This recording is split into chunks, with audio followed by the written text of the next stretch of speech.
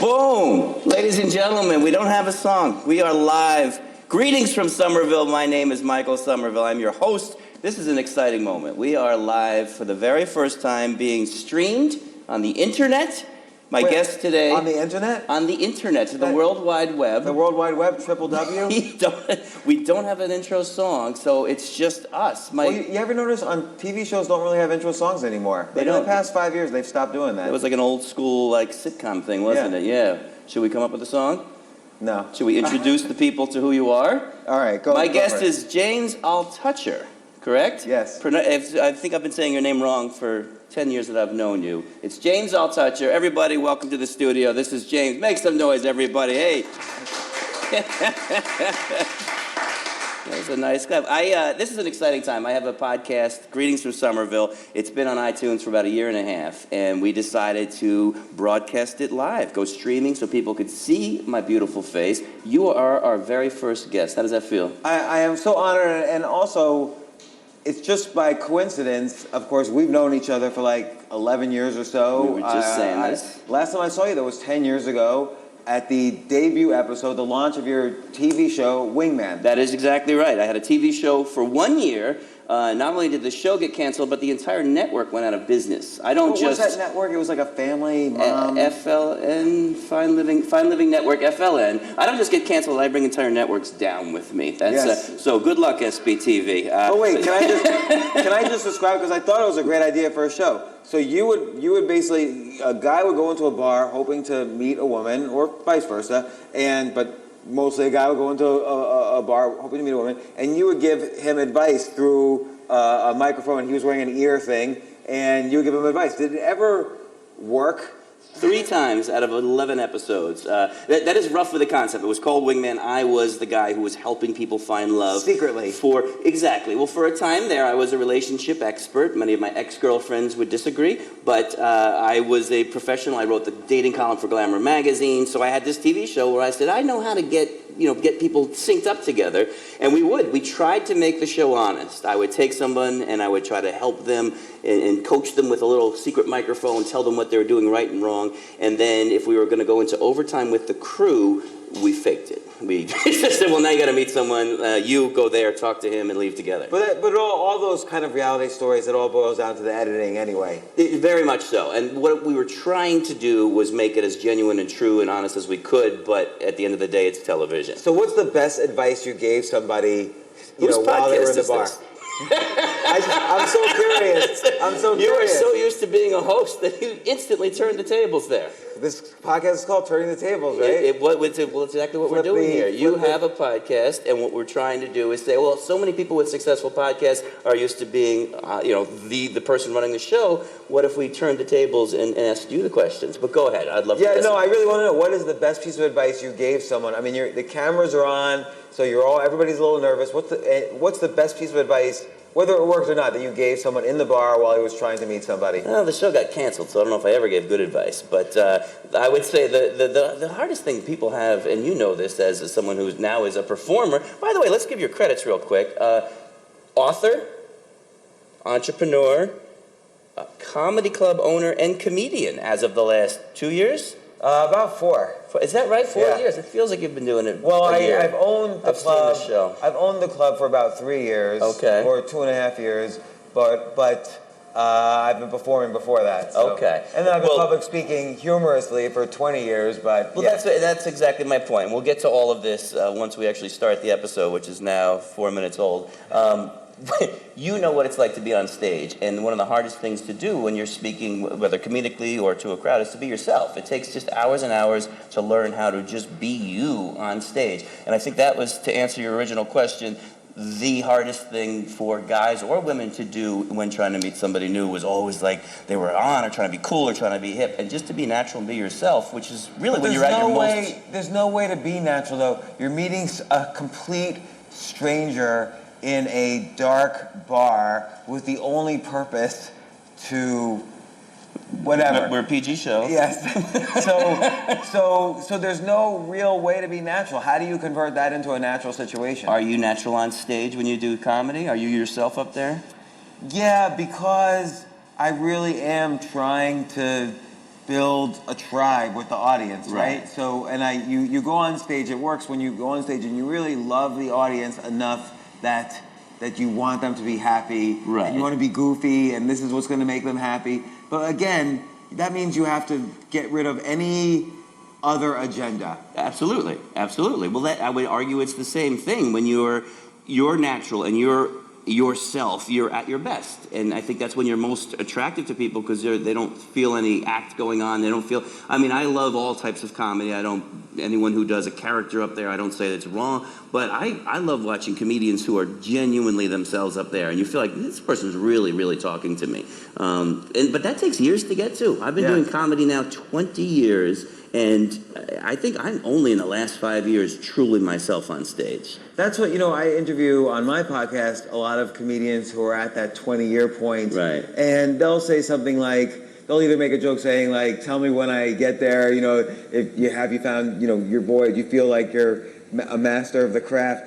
But a lot of people say somewhere between the 7 to 15 year mark is usually the number I hear. You start to get comfortable and natural. But you, having spoken for 20 plus years on stage to various audiences, I think you probably took to it a little easier. It's tricky because I do, and we can segue a little. I have more. You still didn't give me the best advice. That don't think I forgot. Like you haven't given me the best advice. But I do. You're married, and your wife is right over there. You looking for dating advice? I have to learn how to talk to her better. So she's not even watching. She's texting someone. So that's why I have to get better at it. So I focus in my podcast on people who are at the peak of their careers, like whether it's someone like Tyra Banks, who's been doing America's Next Top Model for 30 years, or Tony Hawk, who was the world skateboarding champion for 11 years, Gary Kasparov was the best chess player in history, Richard Branson, Mark Cuban, these billionaires. So I have all guests on your podcast, correct? So I have Coolio, Michael Ovitz. Coolio, Michael Ovitz. The list goes on. Basically, you're the biggest name that I've ever had on my podcast. Well, this is the first. Actually, this is the first episode, so I'm really grateful. But I'm always interested in how do you take something that you love and that you really want to learn and you're passionate about and learn it as quickly as possible. Because you've spent 15 years, you're 20 years, and 20 years from now, I'm going to be a 70-year-old man. I don't want to be saying, "Oh, I just found my voice on stage finally." So there always has to be ways. I don't want to call them back doors, but there always has to be ways that people could not skip the line, not backdoor, not shortcut. It's still hard work. It's still based on years and years of work. But how do you kind of take the best of what you've learned in life to bring it to a new field so you could be the best at that? And there's many examples of people who have done that, who started off doing something else, then they switch, and suddenly they're the best in the world at the thing they switch that. Well, that's interesting. And what, are you suggesting for stand-up or just in general in life? In general in life. Yeah. I think for anything you do in life, hard work is obviously incredibly important. I'm not suggesting, you can learn things faster than everyone else. Right. I'm just saying, how can you smartly connect the dots with everything else you've done in life to really bring it full force into some new endeavor? Well, someone who could be a physicist and then is interested in sports could suddenly be great at a sports writer with a scientific element to it. Okay. So suddenly they'll become the top sports writer because that'll be what people are interested in. Like Michael Lewis was not interested in sports at all. He comes from a Wall Street background, but he wrote Moneyball about baseball, taking things he learned from, let's say, the investing world and how they are applied to baseball. Right. And so suddenly he becomes, writes one of the best sports books of all time. So now in your life, would you say, is there an example of that for you? I mean, you came from a financial background, investment background. Well, that's just it. I didn't come from a financial background. You didn't? So bring us from the beginning. Tell us a little more about, let the people know who you are. So the big thing was that I had a technical background. Okay. But I really hated technology. I was thrown out of graduate school for computer science. I wanted to write. Start from the beginning. Where are you from? From Somerville, New Jersey. No joke. Same spelling. I used to tell girls that was my grandfather's town. Never worked. It's not a great town anyway, so it's just as well. So I went undergrad computer science, grad school for computer science, was thrown out of graduate school when I realized I wanted to be... Why were you thrown out? I failed every single class, and Why did you fail? You're a smart guy. No, I didn't go to class because I was writing.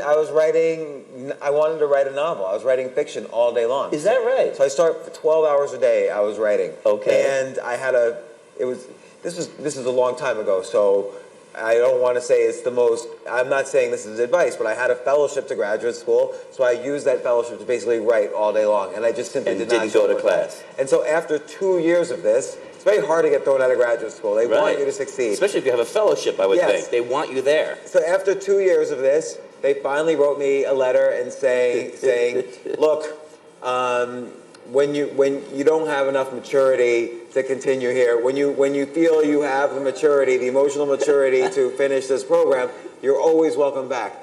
And this is an actual letter there? This is an actual letter. You still have the letter? I don't, but the dean of the school who wrote me that letter, he became a student of mine in another context. I'm a chess player. He became a chess student of mine because I needed to make a living at that time. I was thrown out of graduate school, lost my fellowship. You're getting paid to play chess? So you are an entrepreneur. He would. I just needed to make a little bit to survive and to write my fiction. Where were you getting paid to play chess? Well, he would be. I had a bunch of chess students, and then you would teach them. Yeah, and I would teach them, and he became one of my students, the dean who threw me out, and we're still best friends to this day. He's like the dean of Georgia Tech, or one of the top deans of Georgia Tech, and he always says, "Come on down and finish your PhD." Can you get the fellowship? I'm not mature enough yet. I don't have it. But I had this technology background, and I did programming for HBO was my first job, and then I started a company. Nobody knew how to make a website, so I started a company, made websites. You can probably tell already I made websites for every gangster rap record label. So Bad Boy Records, Death Row, Interscope, Jive. Did you really? Yeah, Wu-Tang Clan. I did all their websites. And then were you like the first when websites one were of the just first. There was like 4 or 5 companies. We were one of them. Okay. And sold that, made a lot of money, and then because I didn't know anything at all about finance, I lost every dime I had. I went, and this is not bragging because of where I ended up. I went from $15 million to having. I remember one time going to my ATM machine in 2002, and I had $143 left in the bank. After having $15 million. That is not bragging at all, no. Yeah. And you just feel so stupid. And like I had 2 kids to raise, and I had all these expenses that I had built up. How did you lose all your money? I just made a lot of bad investing choices, and I bought like the biggest apartment in New York, and I just would gamble and. What was your gambling vice? With casinos? Or? Yeah. I'd go down to Atlantic City. I'd go to Las Vegas. I had a house in Atlantic City, and so I figured, you know what? I need to learn what is causing me this problem. And so I kind of got obsessed with investing. And so I had a technical background, so I wrote software to model the stock market. I read hundreds of books about the stock market. I interviewed all sorts of people, famous investors about the stock market. And so bit by bit, I learned, and then my software was working. It modeled the stock market. It would predict what trades would work. And I literally, if not for this software, I would have died somehow. I don't know how I supported my family. It was this software would give me trades, I would make them. So I took all the emotions out of it, and I built back up, and people started investing with me. I started kind of a hedge fund sort of thing, which is people invest money with you, and you invest that money. Sure. Then I got knowledgeable about every investing strategy because I got obsessed with everything. And so I started investing in other hedge funds, and people would invest with me to invest in other hedge funds. And then I started writing, because I had all this experience, writing for years and years and years, 12 hours a day. I put in my 10,000 hours writing. Sure. I started writing books about finance. And then I started going on, I wrote book after book after book on investing, and I started going on CNBC. I was running these hedge funds. I built a social media site for investing. Everyone's trust, though, initially to invest in you and give you money and say, I think this guy knows what he's doing. How do you get to that point? Were you showing your own investments, how they were working? Yeah, I would show my own track record. Gotcha. I would show to people who were kind of experts in what I was doing, I would show the software. Right. I was very transparent, like this is exactly what I do. And then first it was very technically minded, but famous hedge fund managers would invest their personal money with me, and then I would say so-and-so's invested with me, so other people would then invest. And so money, right. I built up, and I had very good returns, so more and more people, and the returns are checked, and so you People I start built to up. trust you. But then, was it a time where the market was doing particularly well? Do you really think you had a skill that no one else could do, or was it timing was right? Because I know I have friends who, in the 90s especially, late 90s, the market was just going through the roof with tech. And, were you gifted? I would say it was a combination. Like the Yeah. software would definitely point me in the right direction. I would never go against the software. But then I started investing in other strategies that involved, they're very much more complicated, more sophisticated strategies that involved kind of knowing what was happening on Wall Sure. Street, that had nothing to do with saying, oh, Apple's going to go up today. I would call the CEOs and say, can I invest directly in your company? And so I Right. had more different types of strategies. And you so I mentioned- diversified strategies and not just stocks, but strategies. Right. And you mentioned 10,000 hours. What, are you a big believer in that? No, I'm not. I am and I'm not. So I think it's important to work hard at things you love. And we talked about this right before the podcast. If something is worth getting good at, it's going to be difficult. Right. Like otherwise, everyone would do it. If tennis was easy, everyone would become the #1 tennis Right. player in the world. But it's really hard to Right. be in the top 1,000 tennis players in the world. It's really hard to be in the top 1,000 chess players in the world. It's really hard to be in the top 1,000 investors in the world, or top comedians in the world, or top writers in the world. People say, well, writing, comedy, that's not competitive. No, it's competitive. There's Yeah. only so many spots for so many people. Absolutely. There's only so many places in the bookstore for so many books. So everything worth doing is not only hard, it's competitive. So you need to find your own angle. As we were talking about earlier, you need to find your own voice that people relate to. If I'm just mimicking someone else's voice, if I'm just mimicking J.K. Rowling, I'll write Harry Potter, but people already read Harry Potter. They don't need to read it again. They don't need another So you need to have your own voice that people relate to, and you need to understand what does that mean, people are relating to it. Right. So I do think there's hard work involved. Where I start to question is focus. So if all you do is put your 10,000 hours into playing violin, Right. you might be a great violinist at the end of that, but you're going to have a very boring life. Right. And I think it's good to get good at a wide variety of things, and then you'll find that you're uniquely the best in the world at the intersection of those things. Well, so think about, like, you said you were a relationship expert and you're a comedian, and I don't know other parts of your background, but just That's all. combining those two things gives you powerful ammunition for comedy. Like, everybody relates to relationships, Well, and absolutely. you not only have had your own relationships to talk about, but you've seen thousands of other relationships, including Absolutely. on your TV show, including in your life, including in your coaching. So so if you didn't have that, your comedy would be a different kind of comedy. That's maybe you would have to absolutely true. rely on, like, standard premise punchline. And I've seen your comedy do a little bit more storytelling, Sure. and from relationships. Well, that's a good example, as you said earlier, about bringing something to another field, and I think it has informed my performance. On that note, you have not only become a comedian, but purchased the comedy club. Why?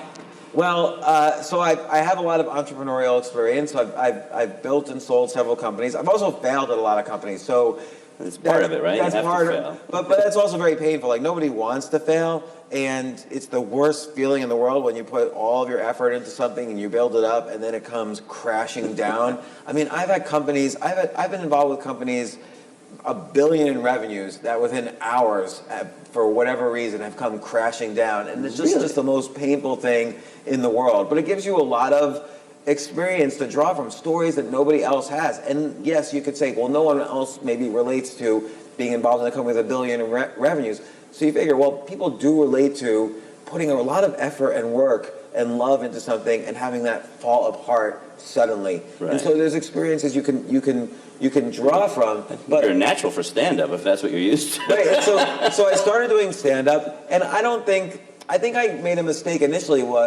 I was looking at other stand-ups and like, oh, I'm going to be like them. Right. And so I started, like, trying to tell the standard jokes you see in every comedy club. And everyone was telling me, you have these, like, unique you're unique. Just like you're unique. You have these unique experiences that are, Draw on them. just for you. Yeah. Why don't you turn those? But as you know, it's hard to like take real life stories from your life and tell them on stage because what seems so important to you might not seem important to the audience. It's a different thing. Yes. But there is that love that I put into something. There is those 10,000 hours of communicating. Like I was a writer and then a public speaker, and I've written 21 books now. And I've 21 books. Yeah, and being an entrepreneur is all about communication. It's all about selling. It's all about creating a perception of what you're doing, making people understand from a lot of points of view. And so it's all about communication skills. And then I had all these unique experiences. So it took me a while, and I'm still going through this process. But how do you bring those experiences and become my unique brand of comedy? Right. So I don't need to do 10,000 hours to be like, let's say, Dave Chappelle or Chris Rock, but I can use my already put in 10,000 hours to become, what's the James Altucher style comedian? Like, it's pronounced Altucher. Altucher, yes, thank you. I always forget how to pronounce my name. Just like nobody would say, oh, Michael Somerville, he's the relationship comedian. Right. You're a comedian, but you know that you have this unique padding on top of the word comedian that, and I know you're thinking of a joke about your weight, but don't, hold yourself back. I want to hear your best joke. What is keeping in mind that we're a PG show, what's your favorite joke that you tell? Do you have a joke, or is it more stories? I tell both jokes and stories, but, and the stories, of course, have to have jokes intermingled, or else they fall flat. Like the audience goes away after 20 seconds. The audience goes away. Absolutely. But I have a lot of stories that I like telling, and I have 5 kids. I have. You have 5 kids. Yeah. Oh, my goodness. Yeah. Okay. You've like a Brady Bunch situation, and so I have a joke about that. I have many jokes about the kids specifically, but I have jokes about. I don't tell jokes about this is what it's like to be in a billion revenue business. I don't have jokes like that, or jokes, but I do have jokes about loss and dealing with people who you can't understand why they're a certain way, and Sure. you want them to be different. And the best advice I ever got when I started comedy was you in a struggle is always the funniest thing. And anytime you can put yourself in a struggle as a comedian, the audience is going to laugh. And it sounds like you've had a lot of struggles. Yeah, but I bet you I should follow that advice more. Like, let me ask you a question. When Seinfeld does his observational comedy, like, why is there only one sock in the laundry machine? What happened? Did the other sock go to another dimension? Like, is he struggling with that? Like, I would say he is not. Ray Romano puts himself in a struggle. Ray Romano puts himself in a struggle. But no, Jerry Seinfeld is more of an aggressive, these people are nuts, you're crazy. But most comics, I would say, generally in a struggle. Although, no, I would argue Seinfeld does put himself in a struggle in that it's his frustration with. Yeah, he wants to know. Yeah, why are you doing that? Why are you doing it this way?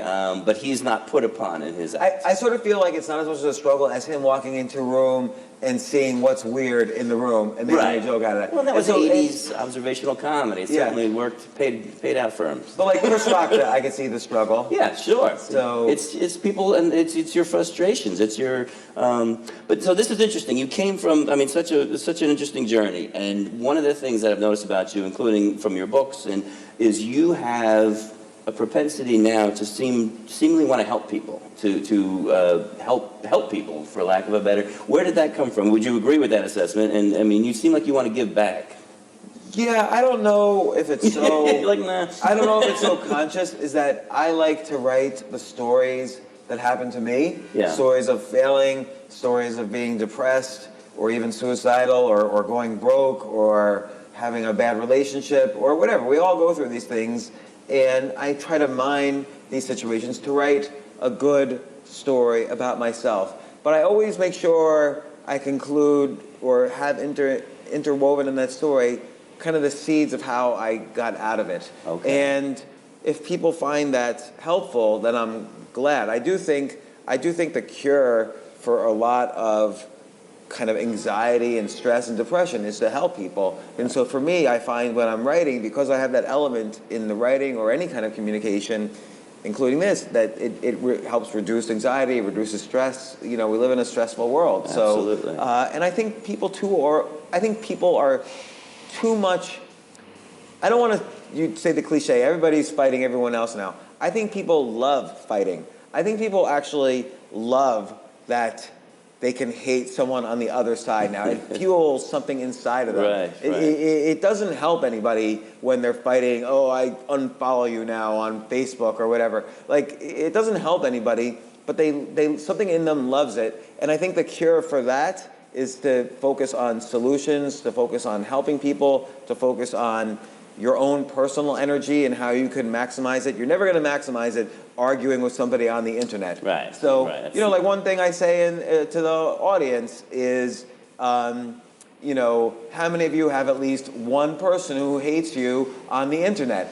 I know everybody is going to clap at that. Do you have people who hate you on the internet? I have so many people who hate me on the internet. Why do you think you're so lovable? But, you know, if you have any opinion at all, people are, and if the opinion, well, that like, is okay, true. it's one thing if you have an opinion that everyone agrees with, and Right. oh, I think 1 + 1 = 2, or aren't flat Earth people stupid? Like, that's like an easy opinion.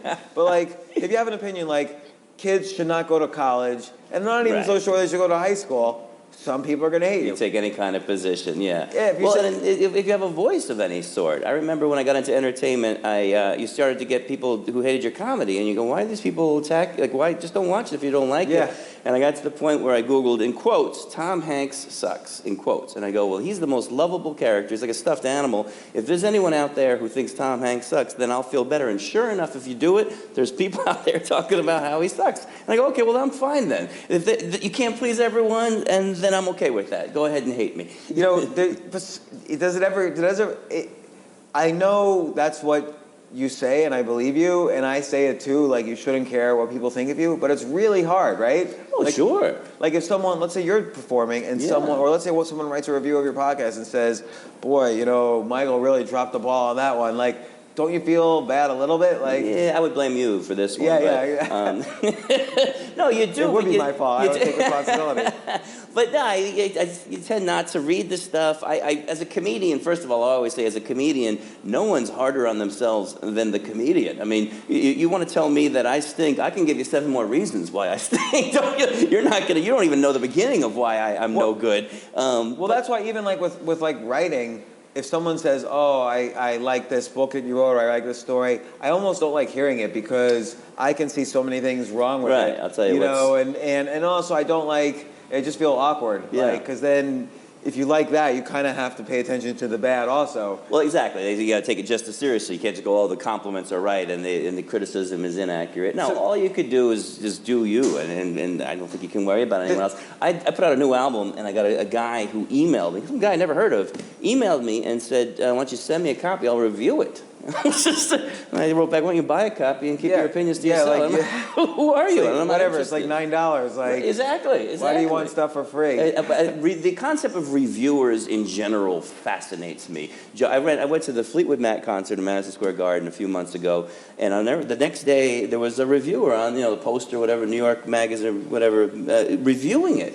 And I said, who do you think you are reviewing Stevie Nicks? I mean, a legend of it. You're going to tell me what you thought of her show? I don't care. It's some guy, and by the way, it's a guy, definitely. Always it's some guy in his underwear in his mom's basement who failed the bar exam, and he's like just reviewing, like, Stevie Nicks sucks Right. now. Like the Eiffel Tower. You ever been to the Eiffel Tower? Sure. So the Eiffel Tower on Google Maps has 115,000 reviews, 12,000 one-star reviews for the Eiffel Tower. So 3,000 people died making the Eiffel Tower, and some like tourist from Texas One star. like, here's an example review, because I looked at them. Here's an example review. Like, the service was horrible here. France, you could take the Eiffel Tower back and shove it up your, and And I'm thinking to myself, why does this guy even think he owns the Eiffel Tower that he could give it back to France? And who writes a 1-star review? Of the Have they Eiffel never Tower? seen like a tower before? Like, is Right. this so amazing they had to write a review about it? They had to let the rest of the world know. Well, and it is amazing how important they think they are. I put out, you've seen How to Blank a Man, and SBTV is kind enough to air my 1-minute episodes, humorous, light episodes. So when I first released that series, it was online, and some 15-year-old kid started writing to me how much he hated them. They hated him, you're not funny, they're this and that. And I don't normally engage with people, but I wrote back and I said, well, just don't watch them. And it wasn't enough for him. He wanted me to stop making them. He thought I should stop making the series because he hated them so much. And I said, people really feel they're that important that I should stop making them. But I guess it's the world we live in now. Yeah, and so let me ask this question. So, like, take this Eiffel Tower thing and the reviews.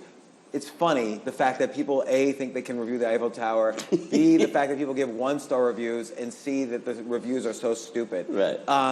Where's my struggle in that? Like, how do I make that funnier? If I was going to, how do I add struggle on top of that? Oh, well, for a stand-up bit, Yeah. That's pretty darn funny on its own. It's just the human nature. I think you're laughing at people at that point, and the silliness of the people. I don't know. Right, so that's the kind of humor where you're laughing at people, but the audience, you're letting the audience in on it, so we're all feeling it Absolutely. superior. But I feel like there could be a struggle component there somehow. Like, I really... Well, it's not personal to you, though. I mean, Yeah. the struggle, when humor comes from the struggle, it's personal to you. Somehow it matters to you. In that example, it doesn't really matter to you. It's just a hysterical human behavior because it's ridiculous. Yeah. So I don't know if you have a struggle. If you were a person who was in charge of the Eiffel Tower, you'd be a little more... I guess the struggle there, in some weird connected dots way, is that the audience itself relates to dealing with stupid people. Well, yeah, the human condition of look at where we are as a society. Yeah. I think that's, yeah. Are So you going to try that on stage? This is why, your boss told you to do that stupid errand the other day because he's the one making that 1-star review. Or These people are out there in the world, yeah. No, exactly. You don't know where they are. They're like aliens that have been dropped down, and they're secret among us. The reviewers, the 1-star reviewers. The point of this episode was Flip the Podcast. You have a very successful podcast. You started 2014, almost 500 episodes. Congratulations. Thank you. That is a huge accomplishment. I think you, for me, are episode 45 or 46. I can't imagine doing 500. To wrap us up here today, tell us why did you start the podcast? I really wanted to have an excuse to call up all of my favorite people in the world and say, hey, I can help you with something. Like if you had just written a book, like as an example, Tyra Banks had just written a book. And you were friends with Tyra Banks? No, I wasn't, but I was able to call her publicist. You just wanted an excuse to call her. Or the podcast producer who was sitting here, Steve Cohen, he was able to call her a book publicist, and a lot of book publicists like our podcast because we focus on a lot of books. Sure. And I was able to read her book and ask her any question I wanted about America's Next Top Model and her career. Or I was able to call up Tony Hawk, or I was able to call up Garry Kasparov, the greatest chess player in history. Or did you get a chance to play him in chess? Yes, I did, and he beat me soundly. And I'm able to call up, all my favorite, Judy Blume.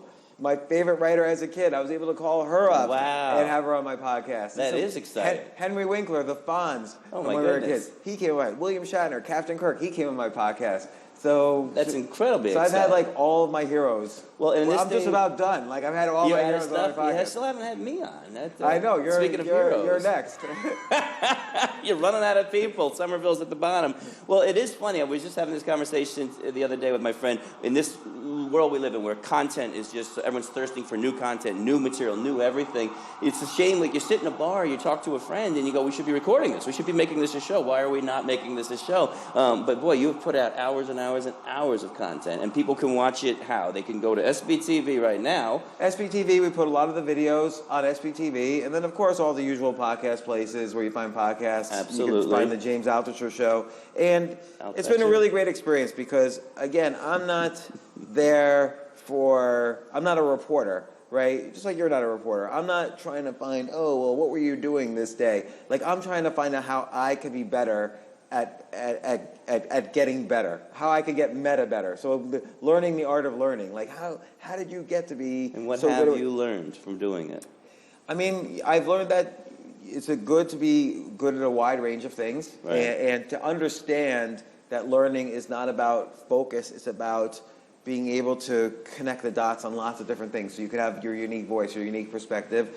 I think it's important to love what you're doing. I think it's important to understand that anything worth learning has lots of skills. There's no one skill, as an example, called tennis. There's the serve, there's the forehand, there's the backhand, there's playing the net. Those are all very mutually exclusive skills. So in whatever you're learning, like in comedy, there's crowd work, there's premise punchline type jokes, there's storytelling type jokes, and so on. Those are mutually exclusive. Right. And so whatever you're learning, there's that kind of you could divide it up into micro skills. Right. And then just so many things. I learn new things from every single guest. What a wonderful. I mean, what a great way to be, and then you have so many interesting people, so many interesting guests of all different kinds. Like sometimes I ask myself, what have I learned from doing all these 500 podcasts? And then I find myself doing things during the day. I find myself doing things during the day where, I got this idea from that podcast in 2016. Absolutely. And So it's just all this. Like we comes said, back. it all feeds. Well, it sounds like our next guest is here, so we're going to wrap this episode up. Ladies and gentlemen. Michael, it was so great getting back in touch. We got to get together more than once every 11 years. Let's make it more freaking, absolutely. James, thanks for being on the show. Thank you for having me. Our inaugural, very first live stream broadcast, SBTV. You can check out the James Altucher show on SBTV right now. Go check out, many of his episodes are on there streaming. We'll see you next time. Greetings from Somerville. Thank you.